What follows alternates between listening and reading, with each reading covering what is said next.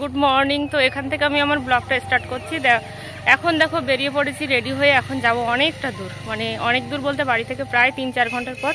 তো চলো ওখানে যাব। আর এখন হচ্ছে প্রায় 9:45-র কাছাকাছি বাজে।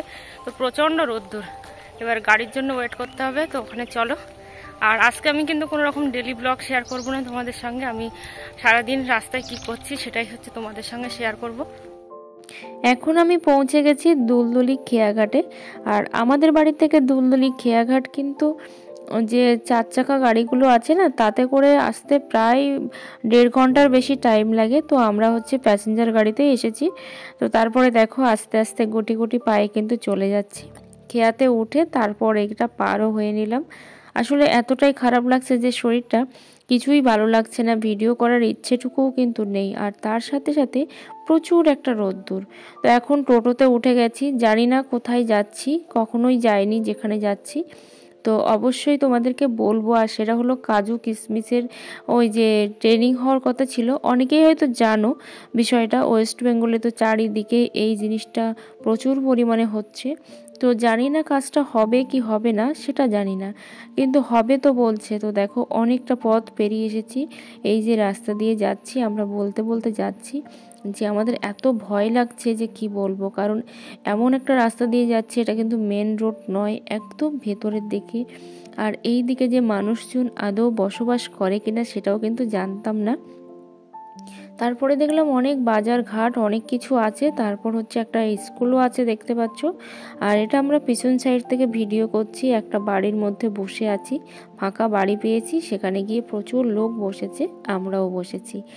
তো ওখানে হচ্ছে সম্বর্ধনা দেওয়া হচ্ছে, সাথে প্রচুর লোকজন এসছে, প্রচুর লোক এসছে।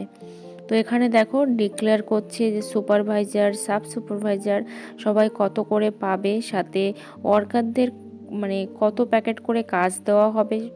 অনেক কিছুই তো হয় ডিক্লেয়ার, কিন্তু কাজটা কবে হবে সেটা সত্যি আমি জানি না, এখনও কাজটা হাতে না পাওয়া পর্যন্ত। আর সাথে হচ্ছে পেমেন্টটা না পাওয়া পর্যন্ত। মেন উদ্দেশ্য হচ্ছে পেমেন্ট ছাড়া এই যুগে কিন্তু কিছুই চলে না। তাই আগে কিন্তু টাকা, তারপরে অন্য কিছু। তো ওখানে সবাই বলছে, আমরা এবার বসেও আছি, তারপর হচ্ছে বাড়ির দিকে রওনা দেব। তো এই যে দেখো এখন বেরিয়ে পড়েছি বাড়ির দিকে যাব বলে। আর বেশ 2টোর বেশি বাজে, সেই জন্য লোক সংখ্যা একেবারেই কমে গেছে। তারপরে অনেকটা পথ ঘুরতে ঘুরতে পিছনে দেখতে পাচ্ছ লাল ওড়না পরা ওই দিদিভাইটার হচ্ছে দিদির বাড়ি নয়, বোনের বাড়িতে এসেছি। তো হঠাৎ করেই দেখলো যে এইখানে বাড়ি, আসলে অচেনা জায়গা, তারপরেও দেখছে এইখানে বাড়ি। তো সেই জন্য সেখানে চলে আসলাম, খাওয়া দাওয়া সব কিছু সেরে তারপরে যাচ্ছি। সবাই মাছ মাংস দিয়ে খেয়েছে, আর আমি আমুল দুধ দিয়ে খেয়ে এসেছি। তারপর আর ভিডিওটা আমি শ্যুট করতে পারিনি, প্রচণ্ড অসুস্থ হয়ে পড়েছিলাম, যেহেতু মাইগ্রেনের প্রবলেম, রোদ্দুরে কষ্টে। তো তারপরের দিন সকালবেলা দেখো হলুদ কালার করা, তারপরে কিন্তু আবার করা হচ্ছে স্টিল কালার। কারণ এটা আমার হাজব্যান্ডের পছন্দ স্টিল কালারটা, কিন্তু সব কালারটাই কিন্তু কভার করা যাবে না স্টিল কালার দিয়ে, কারণ একেবারেই কম। আর এটা হচ্ছে মুরগির ঘর, একটাই পাল্লা বাকি ছিল, সেই পাল্লাটাই কিন্তু রেডি করা হচ্ছে। তো তার সঙ্গে সঙ্গে কয়েকটা কমেন্টে রিপ্লাই করে নিই। খুশি রয় লিখেছে, ভিডিওটা দেখে অনেক ভালো লাগলো, ধন্যবাদ দিদিভাই, ভালো থেকো। কবিতার কথা, দিদি ভাই খুব সুন্দর করে কথাগুলো বলেছো, দারুণ লাগলো, অনেক অনেক শুভকামনা রইল। অনির্বাণদা লিখেছে থ্যাঙ্কস, শুভকামনা রইল দাদা ভাই। সীমা ব্লগ, রাগ করে নেই, ভালো লাগলো, অসংখ্য অসংখ্য ধন্যবাদ। লিপি রয়, চলে এলাম দিদিভাই, খুব ভালো থেকো। সুধা দিবর, আমি আগে, হ্যাঁ অবশ্যই তুমি আগে, কিন্তু দিদিভাই কি বলতো, কাউকেই কিন্তু কমেন্টে রিপ্লাই আমি করিনি। কয়েকটা দিন ধরে শরীরটা যেমন খারাপ, তার সাথে সাথে সংসারের যে এতটা কাজের প্রেশার যে আমি না পাচ্ছি ভিডিও দিতে, না পাচ্ছি কোনো কিছু করতে, আর শরীরটা যেন চলছেই না। সেই জন্য আর তোমাদের সঙ্গে কোনো কিছু শেয়ারও করতে পারছি না, বা কমেন্টে রিপ্লাইও করতে পারছি না। এটা পরের দিনের ভিডিও। দেখো আমি স্নান করে ঠাকুর পূজা দিতে চলে এসেছি। আর ওদিকে আমি কিন্তু গোপাল সোনাদের আগেই হচ্ছে আমি স্নান করিয়ে নিয়েছিলাম, মহাদেবকে স্নান করিয়ে তারপরে গিয়েছিলাম ফুল তুলতে। আসলে আমার স্ট্যান্ডটা খারাপ হওয়ার কারণে ফুলগুলো তোমাদের সঙ্গে শেয়ার করতে পারি না ঠিক করে। যাই হোক আজকে না একটু ঠান্ডা ঠান্ডা আছে। তো এখন প্রায় প্রায় 8:30টার কাছাকাছি বাজে আমার ঠাকুর পূজা দেখো দেওয়া হয়ে যাচ্ছে, কারণ আমি চাই একটু তাড়াতাড়ি করে ঠাকুর পূজাগুলো দিতে, তাহলে না আমিও অনেকটা মন থেকে শান্তি পাই। তো এই যে দেখো ফুল তুলে নিয়ে এসেছি, বেলপাতা, তারপর লাল ফুল, জবা ফুল, তুলসী পাতা, অনেক কিছুই কিন্তু তুলে নিয়ে এসেছি। 2025 সালে ফেসবুকের একটা বড় আপডেট, যেটা কিন্তু মানুষের অনেকটা টেনশানে ফেলে দিয়েছে, কারণ যাদের অনেকগুলো চ্যানেল আছে তারা কিন্তু এইটা নিয়ে প্রচণ্ড একটা টেনশানে আছে। কেন বলো তো, যাদের বিশেষ করে ছোট চ্যানেল তারা কি করবে, রেগুলার যদি ভিডিও আপলোড না দিতে পারে তাহলে কিন্তু 4000 ঘন্টা ওয়াচ টাইম কমপ্লিট হওয়াটা কিন্তু খুব টাফ ব্যাপার হয়ে যাবে। আর সেই জায়গায় দাঁড়িয়ে 4000 ঘন্টা ওয়াচ টাইম যদি না থাকে 1 বছরের মধ্যে, তাহলে কিন্তু তার চ্যানেলটা ডিমনিটাইজড হয়ে যাবে। তো এই নিয়ে কিন্তু একটা প্রচুর মানুষ চাপে আছে। তো সেই জন্য প্রত্যেকটা মানুষকে কিন্তু অনেক কাজ করতে হবে, অনেক ভালোভাবে কাজ করতে হবে। আর আমি তো প্রচণ্ড পরিমাণে টেনশানে আছি। এতদিন যা হোক করে রিল্যাক্সে চলছিলাম, অনেক দিন বাদে ভিডিও দিচ্ছিলাম, কোনো রকম কোনো কিছু মনেই হচ্ছিল না। কিন্তু এখন না টেনশানটা বেড়েই গেছে। কেন বলো তো, কারণ এখন টেনশানটা বেড়ে যাওয়ার একটাই কারণ হচ্ছে আমি তো ঠিকঠাক করে ভিডিও আপলোড করতে পারছি না। তারপর হচ্ছে আমার 4খানা চ্যানেল, কোন চ্যানেলটা কখন মেনটেন করব বুঝেও উঠতে পারছি না। সেই জন্য কিন্তু প্রবলেমটা আমার হয়েই যাচ্ছে। তো তোমরা রেগুলার কাজ করো, রেগুলার ভিডিও আপলোড করো। 4000 ঘন্টা ওয়াচ টাইম 1 বছরে কমপ্লিট হওয়াটা কোনো ব্যাপারই না। সেই জন্য অবশ্যই মন দিয়ে কাজ করো। তো এখানে দেখো আমি জিনিসপত্রগুলো সব ধোবো, কারণ আমার স্নান করা হয়ে গেছে, তারপরেই কিন্তু ভিজিয়ে দেবো আমি জিনিসগুলো। কারণ এখন ভিজিয়ে রাখলে আমার হাজব্যান্ড হচ্ছে পরে কেচে দিতে পারবে, আমি মেলে দিতে পারবো। আর এখন যাব আমি রান্না করতে, এগুলো গুছিয়ে তারপরে যাব রান্না করতে। তারপর তো আবার চাপ আছে, একটু যাব যোগেশগঞ্জ, আমার বোন আসবে, তো সেখানে যাব, তারপর ফোন কিনবে। তো এখানে দেখো জিনিসপত্রগুলো সব নিয়ে চলে এসেছি। আর আমার ব্লগটা তোমাদের কেমন লাগে অবশ্যই কমেন্টে জানিও। তো এইগুলো দেখো, গ্রামের পরিবেশ দেখতে আমাদের যতটা ভালো লাগে, বা আমরা অল্প টাইমের মধ্যে যত সহজভাবে জিনিসটা দেখাই না কেন, খুব কঠিন কিন্তু এই কাজগুলো।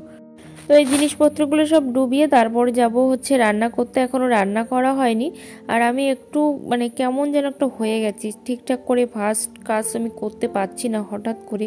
সেটা নিয়েও আমি ভাবছি যে আমার মধ্যে এমন কেন হলো।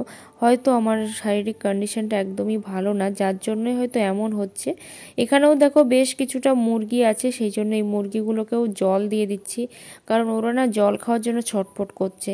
আর যেহেতু ঘরটা খোলা আছে, সেই জন্য কিন্তু এর মধ্যে ঠিকঠাক করে ওদের রাখতে হয়, যেন কোনো রকমভাবে ঘরটা খুলে না যায়।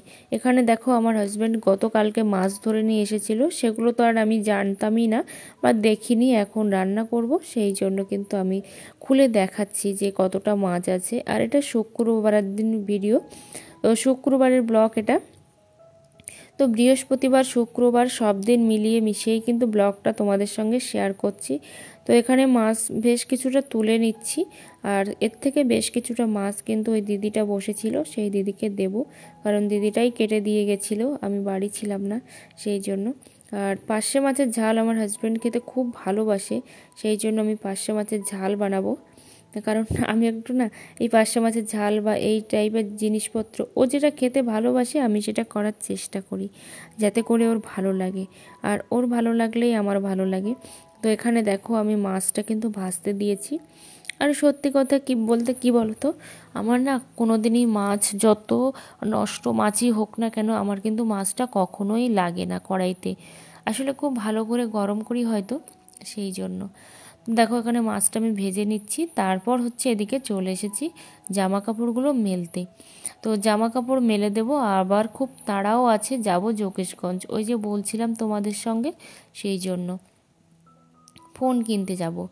তো এখানে দেখো জিনিসপত্রগুলো মেলে দিচ্ছি। আসলে প্রথমে ভাবছিলাম নিচে মেলে দেবো, কিন্তু পরে দেখলাম যে না, নিচে দিলে তো 3 দিনের মধ্যেও শুকোবে না, সেই জন্য ওপরে দিচ্ছি, ওখান থেকে ঘুরে এসে বিকালবেলায় তুলে নেব। আর যদি ব্লগটা একটুও ভালো লেগে থাকে অবশ্যই একটা লাইক কমেন্ট করো, চ্যানেলে নতুন বন্ধু হয়ে থাকলে চ্যানেলটা সাবস্ক্রাইব করে কিন্তু পাশে থেকো, তাহলে কিন্তু আমিও তোমার পরিবারে চলে যেতে পারবো। তো এখানে দেখো চলে এসেছি ফোনের দোকানে, অনেকটা পথ পেরিয়ে তারপরে কিন্তু আসতে হয়। দেখো এখানে কিন্তু নেওয়া হচ্ছে মোটরোলা G85। তো ওর দামটা হয়তো অনেকটাই কম, মানে আমাদের কাছে অনেকটাই বেশি, 18,500 টাকা বলেছে। আর হয়তো অনেকের কাছে অনেকটাই কম, যেহেতু এখন সবাই অ্যাপেল ফোন কিনছে, চারিদিকে শুধু অ্যাপেল ফোনের ছড়াছড়ি। যাই হোক, ক্যামেরাটা কিন্তু ভীষণই ভালো, তো সেই জন্য দেখো নেওয়া হলো। তো আর এখানে দেখো যে সেটিংসগুলো থাকে ফোনের, ফার্স্ট যে সেটিংসগুলো থাকে সেগুলো কিন্তু করে দিচ্ছে। আর এখন হচ্ছে একদম ভর দুপুর, যার জন্য লোকজন কিন্তু একেবারেই নেই, দোকানেও নেই, সাথে হচ্ছে রাস্তাতেও নেই। তো এখন একটু ভিডিও করে করে দেখছিলাম বা ছবি বা ফটো উঠে দেখছিলাম যে ঠিক কেমন হয়। তো বেশ সুন্দর লাগছে কিন্তু, মানে আমার ফোনের থেকে অনেকটাই ভালো। দামটা হয়তো আমার ফোনে একটু বেশি, কিন্তু আমার ফোনের থেকে অনেকটাই ভালো। তো এখানে দেখো আমাদের মুরগি ঘরের জন্য জাল কেনা হচ্ছে। তো এই দোকানদার দাদা আর হচ্ছে আমার হাজব্যান্ড দেখো এখানে জাল গোটাচ্ছে রাস্তার মাঝখানে, কারণ এই জালগুলো ঠিক এরকমই হয়, সেই জন্য দেখো এইভাবে গুটিয়ে গুটিয়ে তারপর বেঁধে বাড়িতে নিয়ে যাওয়া হবে। তো এই দেখো এখানে সেট করা হচ্ছে আর মেপে নেওয়া হলো ঠিক কতটা জাল। তারপর যাওয়ার সময় দেখো ঠাকুরের জন্য সাথে হচ্ছে সবার জন্যই দেখো এখানে ফল কিনছি। যেহেতু বছরের প্রথম বেল, আমাদের বেল গাছ নেই, তো সেই জন্য বেলও নিলাম একটা, সাথে শশাও, তারপর আঙুর, এগুলো নিয়েছি, তোমাদের সঙ্গে শেয়ার করিনি। তো শশাগুলোর দাম বলছে 60 টাকা কেজি। দেখো ট্যারা ব্যাঁকা কত রকম শশা, তো 60 টাকা কেজি। তো যারা ইউটিউবে কাজ করছো অবশ্যই মন দিয়ে কাজ করো, কারণ 4,000 ঘন্টা ওয়াচ টাইম যদি কমপ্লিট না হয় 1 বছরের মধ্যে, তাহলে ইউটিউবের 2025 সালের রুলস অনুযায়ী কিন্তু মনিটাইজেশনটা চলে যাবে। এটা কিন্তু আমার জন্য প্রচণ্ড একটা টেনশানের বিষয়, না হলে, কারণ আমি তো সবসময় ভিডিও দিতে পারি না, সেই জন্যই টেনশানটা খুব বেশি কাজ করছে। তো এখানে দেখো আছে লঙ্কা, সাথে হচ্ছে টমেটো, আর এখানে দেখো মাংস আছে। যেহেতু বিরিয়ানি বানাবো সেই সকাল থেকেই ভাবছি, কিন্তু বানানোই হয়নি। এই মাংসটা হচ্ছে সকালে নিয়ে আসা হয়েছিল, আর বাকি মাংসগুলো নিয়ে আসা হয়েছে রাত্রেবেলা। তো দেখো মাংসের মধ্যে কত কিছু, রক্ত, তারপর ওর মধ্যে আরও অনেক নোংরা নোংরা জিনিসপত্র। আমাদের এদিকে কিন্তু ঠিক এরকমভাবেই বিক্রি হয় ওয়েটের জন্য। তো এটা ভালো করে পরিষ্কার করে নিচ্ছি, যাতে করে এর মধ্যে কোনো রকম নোংরা না থাকে। তারপর ধোয়ার সময় বেশি ভালো করেই কিন্তু ধুয়ে নেব। আগে কিন্তু এইভাবে হাত দিয়ে আমি পরিষ্কারটা করে নিচ্ছি। আর আজকে দেখছি একটু বেশ ঠান্ডা পড়েছে, গতকালকে কিন্তু একদমই ঠান্ডা ছিল না, প্রচুর গরম ছিল, আর আজকে কিন্তু ঠান্ডাটা অনেক বেশি। তো ভাবছি কোনটা নেব আর কোনটা নেব না। তারপর দেখো এখানে হচ্ছে আমি ম্যারিনেট করে নিচ্ছি। অনেকবার হাত ধুতে হচ্ছে, কতবার যে হাত ধুয়েছি তার কোনো ঠিক নেই। তো এখানে লবণ, হলুদ এগুলো দিয়েই কিন্তু ম্যারিনেটটা করে নিচ্ছি। তো একটু দইও দিয়েছি, প্রথমবার দই দিয়েছি বলে আমার মনে হয়, কারণ দই আমি খুব কমই ইউজ করি তরকারিতে, তো না করাই বোধহয় ভালো ছিল। যাই হোক, দইটা এখানে দিয়ে ম্যারিনেট করে রেখে দিচ্ছি। ওদিকে কিন্তু আমার ভাতটা হয়ে গেছে সেই বিকেলবেলা, আর আলুটাও হয়ে গেছে। তো দেখো আরও এক পিস নিয়ে নিলাম, যাতে করে মনে হলো একটু যেন কম হয়ে যাচ্ছে, সেই জন্য আরও এক পিস নিয়ে নিয়েছি এখানে।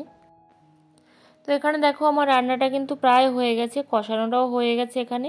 আর আজকে একটু অন্যভাবেই করার চেষ্টা করছিলাম, যাই হোক কীভাবে কি হবে জানি না। তো মাংসটা কিন্তু আমার একেবারেই সেদ্ধ হয়ে গেছে, এখনও জল দেওয়া হয়নি এর মধ্যে। আর অল্প করে তেল দিয়েছি, তার উপরেও দেখো যেহেতু দই দেওয়া আছে অনেকটাই কিন্তু তেল ছেড়ে গেছে। আর শীতকাল মানে বুঝতেই পারছো, তেল তো ছাড়বেই। তো এখানে দেখো আমার কিন্তু মাংসটা একেবারেই রেডি। এবার আমি হচ্ছে বিরিয়ানিটা দমে বসিয়ে দেব। তো আজকে যেহেতু পাতলা হাঁড়িতে করছি, জানি না কেমন কি হবে, তারপরেও কিন্তু বসিয়ে দেব। আর বিরিয়ানি অনেক দিন থেকেই মনে হচ্ছিল খাওয়ার কথা। তো এখানে দেখো আলুটাও ভাজা আছে, বেরেস্তাটাও বানানো আছে। আর এদিকে দেখো ভাতটাও কিন্তু আমি করে রেখেছিলাম, ওই যে বললাম বিকালবেলা ভাত করেছিলাম আমি। তো এখানে ভাতটাও হয়ে গেছে আমার। তো সব এখন হচ্ছে আমি রেডি করে নেব। আর বিরিয়ানি খেতে সবাই ভালোবাসে, কিন্তু আগে না বিরিয়ানি একদমই খেতাম না বা একদমই পছন্দ করতাম না, কিন্তু দিনের সঙ্গে সঙ্গে কিন্তু আমরাও বিরিয়ানি খাওয়ায় একটা অভ্যস্ত হয়ে গেছি। যেটা কিন্তু ওই যে পোলাওটা কিন্তু আমাদের গ্রামের দিকে চলে না বললেও চলে, বা কারোর বাড়িতে হয় না, তো আমি তো শুনিই না যে পোলাও হয়েছে। সব সময় শুনি সবার বাড়িতে শুধু বিরিয়ানিই হয়েছে।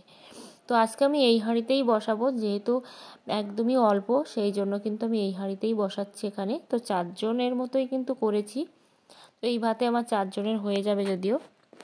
দমে দেওয়ার পরে কিন্তু ঠান্ডা হয়ে গেছিলো আবার, কারণ মাঝখানে অনেকটা টাইম কেটে গেছে, সেই জন্য ঠান্ডা হয়ে গেছিলো।